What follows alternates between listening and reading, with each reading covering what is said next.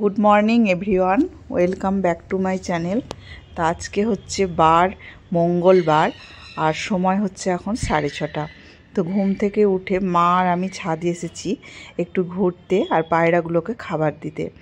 তো তারপরে নিচে গিয়ে যে সমস্ত কাজ আছে, রান্নাবান্না আছে। তো গুনগুনের বাপি আজকে অফিস যাবে আর গুনগুনের তো এক্সাম হয়ে গেছে, গুনগুন ঘুমিয়ে আছে। ও আজকে দাদু না দিদুনের সঙ্গে বাড়ি যাবে। তো সকাল সকাল রান্নাবান্না করে ওরা খাওয়া দাওয়া করে বেরিয়ে যাবে আর ও অফিস যাবে। আর আমি যেহেতু যাচ্ছি না, বাড়িতে থাকছি, তাই গুনগুন মানে আমাকেও ছাড়তে পারছে না, দাদন দিদুকেও ছাড়তে পারছে না। মানে বেচারা দু নৌকায় পা দিয়ে দিয়েছে।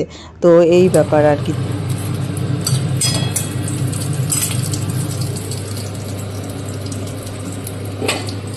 ছাদ থেকে নেমে চলে এসেছি আর দেখো একদম পুরোদমে রান্নাবান্না শুরু করে দিয়েছি।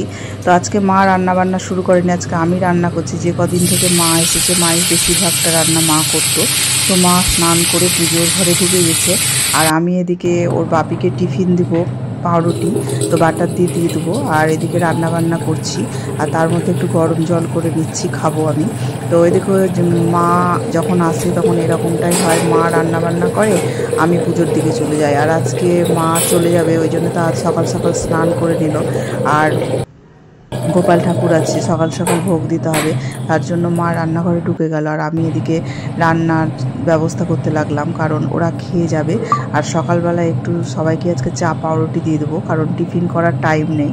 আর যেহেতু 11টার মধ্যে ওরা খেয়ে আবার যাবে, ওই জন্য হালকা একটু পাউরুটি আর চা টিফিন করে নেবে, তাহলে আবার তাড়াতাড়ি ভাতটা আজকে খেতে হবে। দিয়ে ওরা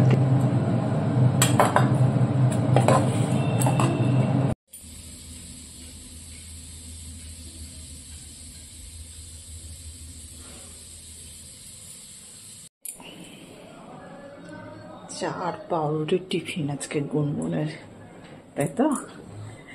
গুনগুন আর একটু পরে কোথায় যাবি বল? যাবো না। যাবি না? থাকবি? আজকে আমার ওড়না গায়ে দিয়েছে গুনগুন, দেখে নে। এটা বাটার দিয়েছো কেন? বাটার দিয়েছি একটু, বাটার দিয়ে খাবি বলে। খাবি না বাটার দিয়ে? খা, ভালো লাগবে, চায়ে চুবিয়ে খা।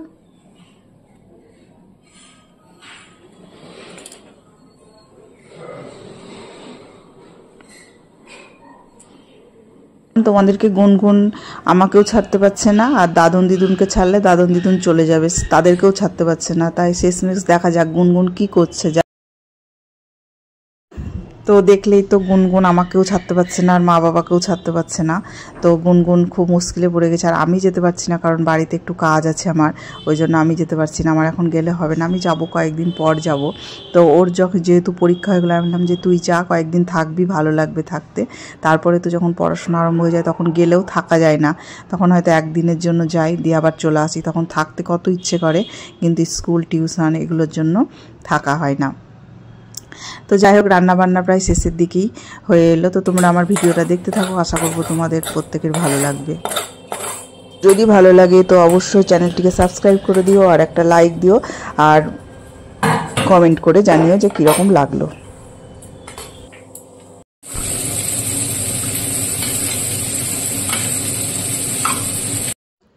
তো চিন্তা ভাবনা করে ফাইনালি গুনগুন রাজি হয়ে গেছে যাওয়ার জন্য। তো গুনগুন এখন রেডি হচ্ছে। এবার কিন্তু আমার একটু একটু মনটা খারাপ করছে। যতই হোক পরীক্ষা হয়ে গেল, এখন একটু থাকলে ভালো লাগতো, কিন্তু না, ওকে একটু ঘুরতেও হবে, ওই জন্য পাঠাচ্ছি, একটু চেঞ্জের দরকার আছে। তো আমি তো এরকম একাই থাকি, ভাববো যে গুনগুন স্কুলে আছে। তো ওর বাবা তো বেরিয়ে গেছে অফিসে, তো এখন মা বাবাও রেডি হচ্ছে, এদিকে গুনগুনও রেডি হচ্ছে।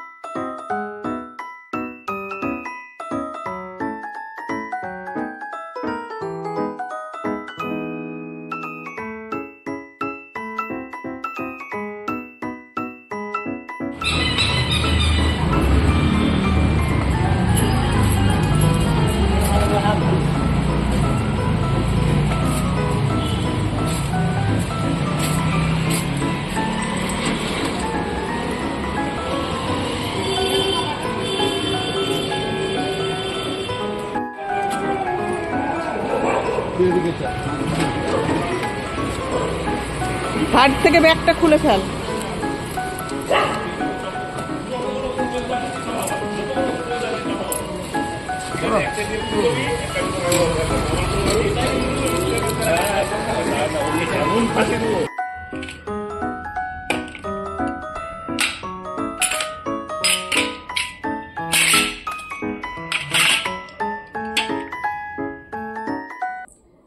তো মারা তো চলে গেল, মা, গুনগুন আর বাবা, তোমরা দেখলে। তারপর থেকে অনেক কাজই করলাম উপরে এসে, কিন্তু কোনো ভিডিওই আর করা হয়নি। যাই হোক, এখন বাজে দুপুর 2টো, আর আমার খাওয়া দাওয়া, রান্নাঘর পরিষ্কার করা সব হয়ে গেছে। তারপরে ছাদে গিয়েছিলাম, তো ছাদে এই যে জামাকাপড়গুলো রাখা ছিল সেগুলো তুলে নিয়ে এলাম। তার তো ভাজ করছি। তো বাড়িতে এখন আজকে বসে থাকতে ভালো লাগছে না, তো অনেক কাজ আছে। কাজ বলতে গোছানোর কাজ আর কি, সব কিছু পরিষ্কার পরিচ্ছন্নভাবে গুছিয়ে রাখতে হবে। সব এলোমেলো আছে। গুনগুনের তো আজকে থেকে ছুটি, কালকেই লাস্ট পরীক্ষা হয়েছে। তো ওর ড্রেসটা আজকে ধুতে দিয়েছিলাম, তো ধোয়া হয়ে গেল, তাই সব তুলে রাখছি। আর এই যে 1 বছরের জন্য তোলা থাকবে, এই যে ধুতে দিয়েছিলাম ওর ব্লেজারটা, ধোয়া হয়ে গেল। আর একবার ধুয়ে রাখা হয়নি, তো এবার কালকে অবধি পড়ে গেছিলো, তো ধুয়ে রেখে দিলাম আজকেও।